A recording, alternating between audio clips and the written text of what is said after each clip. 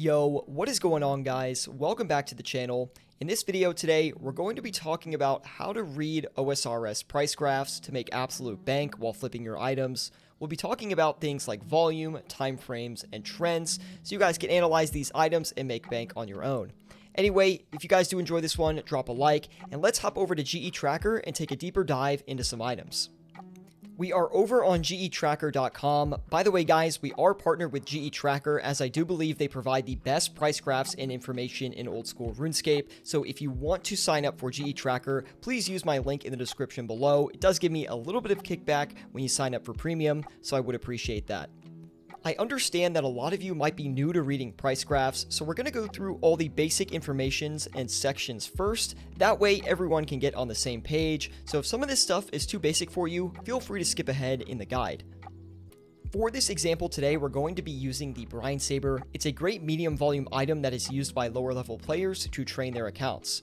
Now, this is what I call the item statistics, or the general statistics, when you're on the GE Tracker site. It basically gives you a summary of the active price and movement of the item.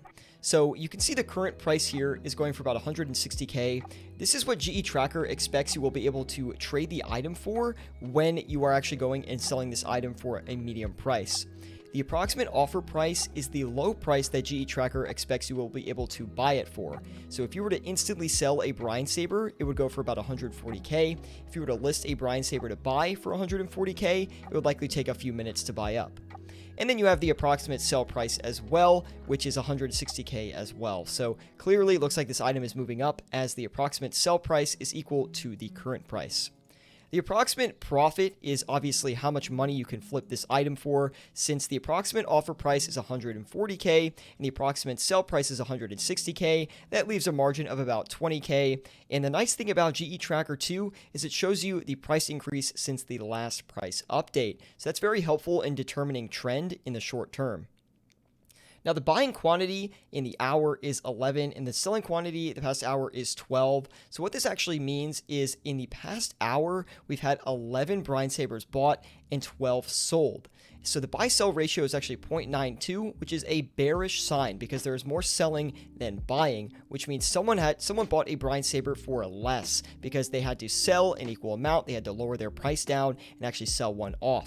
Now, the GE limit is how many Brine Sabers you can buy every 4 hours. So the GE limit of an item is basically the quantity you can buy in a 4-hour period before the game limits you.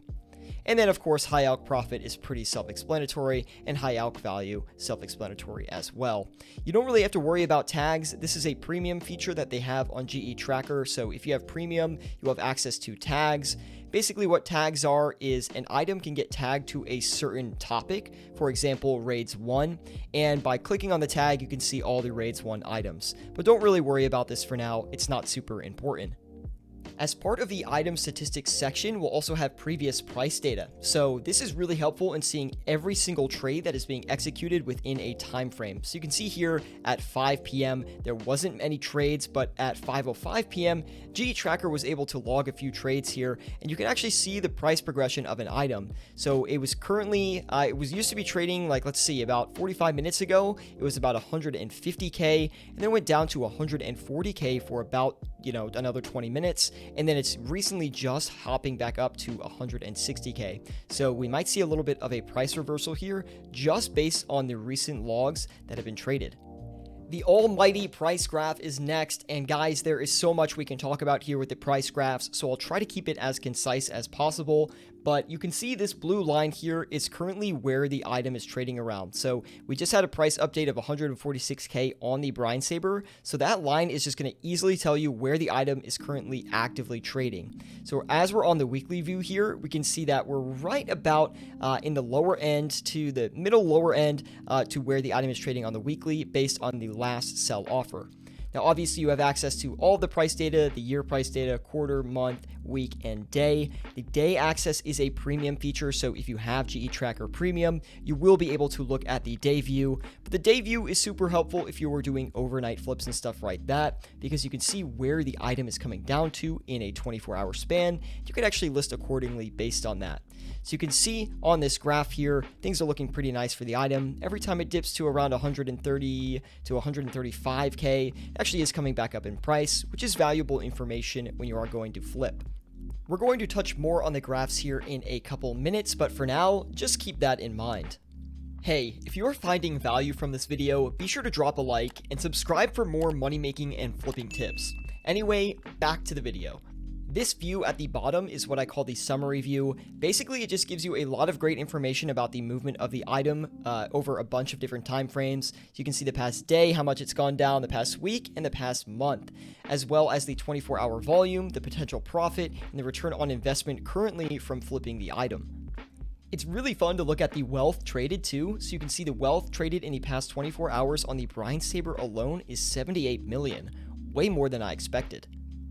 Let's refer back to the graphs and talk a little bit about volume. For this one, we're going to use the volatile orb as an example because I find it easier to analyze volume when there is just a little bit lower volume in general. So as you can see here, we have these volume bars on the bottom. There are two different colors on GE Tracker. There are blue bars and orange bars. Basically, what they mean is a blue bar is showing an increase in demand, while an orange bar is showing a decrease in demand.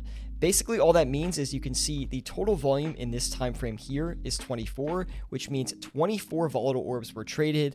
But then in the next time frame, which was the next hour, only 5 volatile orbs were traded, and then that is followed by 8 volatile orbs being traded, which is blue.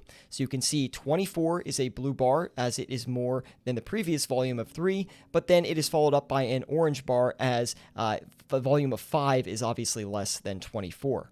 So volume is actually super helpful in being able to determine the price movement of items.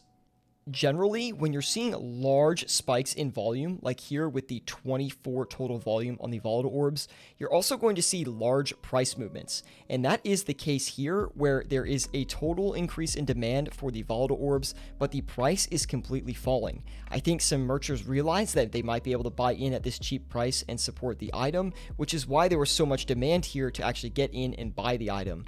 As you can see, it was followed up by a nice little price run before continuing to go down in price again. If large spikes in volume occur, then you can imagine that there are also large movements in the price, as there's tons of trades going on and the volatility is very high. The volatile orb, though, is a great example right now because if there is a lot of volume, but the item is trading extremely stable, that means there's likely going to be a big movement sometime soon, and that can either be in the upward or downward direction. Right now, we're seeing the volatile orb trading for about 130.5 mil, and we're starting to see a lot of increase in volume here, guys.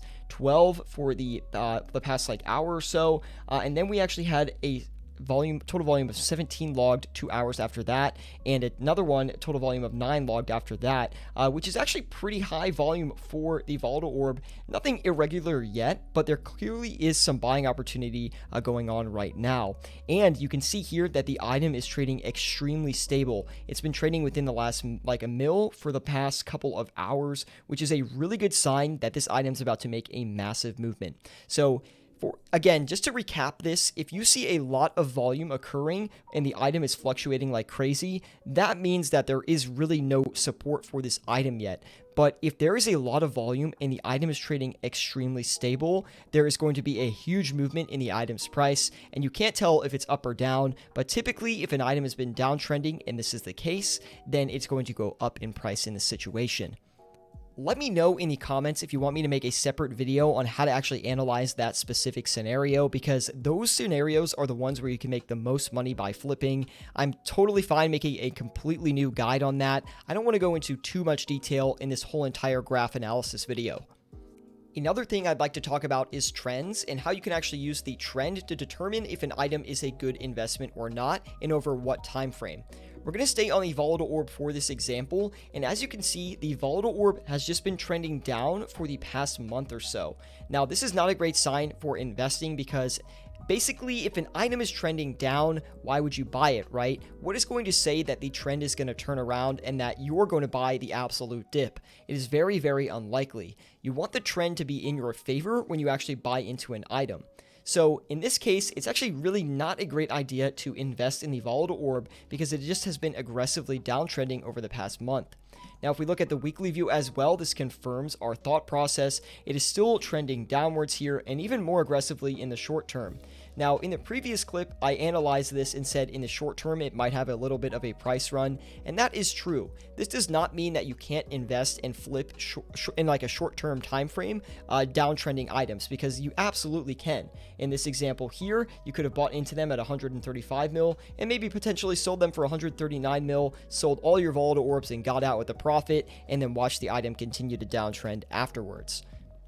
Analyzing time frame is really important because that's what's going to keep you on track with your flips. If an item is downtrending for a long period of time, like the volatile orb is, there's really no sign that it's going to turn around unless there is an update that has come to the game that makes the volatile orb more useful. And I do expect the volatile orb to keep going down, probably sub 100 mil as time goes on.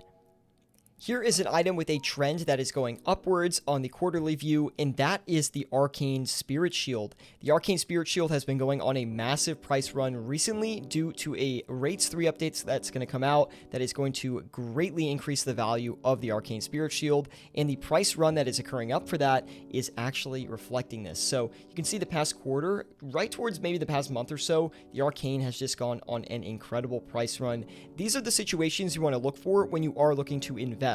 Keep in mind that you want to get in as early as possible on these investments, kind of like right here. If this just, the Arcanes ran up in price and you could get in right around this time frame, that would have been perfect. But it's not always that easy to tell in the moment. But these are the general graphs that you would like to follow when you are making longer term investments. So look for uptrending items that are maybe on a little bit of a dip, because it's likely they're going to keep uptrending as long as the update future is favorable for the item. Basic trend is literally so important. If an item is going up, you can buy in and likely ride it up further. If an item is going down, don't buy in because it's likely to keep going down unless the Jagex team implements something that changes the state of the item. I cannot tell you how basic of a tip this is and how important it is. A lot of people I know invest into downtrending items because they think they can buy it on the dip, and they get burned every single time and end up holding the bag for multi-million GP losses. To reiterate, buy dips on uptrending items. The last concept I want to talk about today that might get a little bit confusing is support lines and resistance lines. Basically, support lines are where an item's price is not going any lower because there is too much buy activity that a lot of people are buying in at the cheaper price, and resistance lines are places where people are selling a large quantity of the item, and the item will likely not go over that price because there is this price resistance. So this is a graph of the Scythe of Vitur. I want to show you guys a little small example of what support is and resistance is. As you can see here, the Scythe over the past week has been trading extremely stable until its price run starting today. Now, you can see on the Scythe of Vitur that there was a lot of price support at around the 558.9 mil mark and the 459 mil mark and 458 mil mark. That range right there is where a lot of people were buying into this item. And we can see that because the item is hitting that price multiple times, but is not going any lower than that price range. So that is a clear buying opportunity for individuals to actually buy into this item. You can see that over the week, it hit this support level multiple times, and people loaded up on these sides of Vitur. And as the week went on, of course, boom, we shot right up through, and we actually got some new highs on that item for the past week. Now, there were lines of resistance as well, but they were not as obvious. Now, the resistance is the exact opposite thing, right? Where people are selling their item in the short term to take profits. We saw a little bit around the 463.5 to 463 mil mark.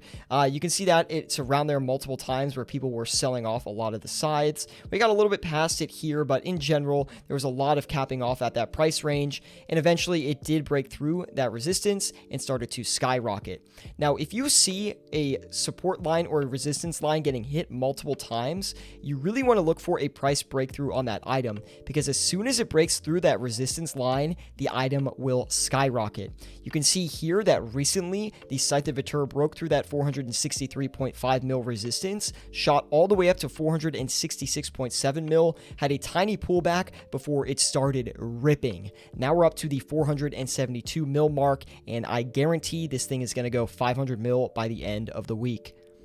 This is another really confusing concept that I only expect advanced merchers to really understand fully. I'm not even doing a great example of explaining it in this video, so if you guys want me to make a separate guide on that as well, please let me know in the comment section below.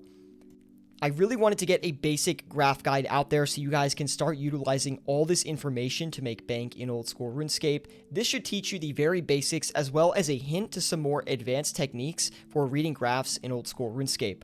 This is an essential skill for becoming a very good mercher in the game, so if you haven't started in trying to brush up on your merching knowledge yet, or your graph reading analysis and things like that, I highly recommend you watch this video fully and get started with it. Of course, if you guys have any questions about it, let me know in the comments below. You can also join us in our Discord group. There's a link in the description below for that as well. Anyway, I really hope you guys enjoy this one. I'll see you all in the next video.